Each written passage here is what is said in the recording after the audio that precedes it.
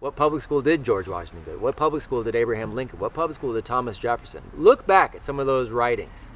Go sit in a library of classic novels, or go take a look at the Declaration of Independence. Go take a look at any of the documents that any of the founding fathers wrote, and let me know how uneducated all of those humans were. All of those people who did not go to any sort of public conveyor belt schooling. In fact, they didn't have social media. They didn't have the internet. They didn't have access to a library, all the information of all time like we have now. They had far less access to all the information, and they were far more educated. Why? Because they did what humans are designed to do. They engaged with the immediate environment around them. They learned what they could from the other educated people that were around them. They followed suit. They took on internships. They took on apprenticeships. They became masters at these crafts.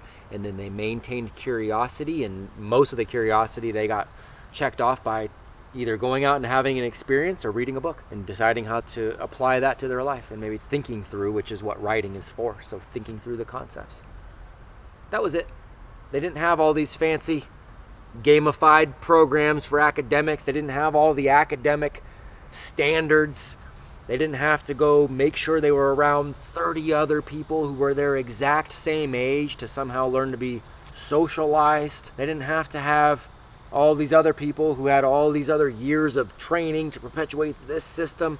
They didn't have any of that. They didn't have the internet that they could Google. With a click of a button, they could find the information. They had none of that. And they were far more educated than the vast majority of our population, because they just did what humans are meant to do.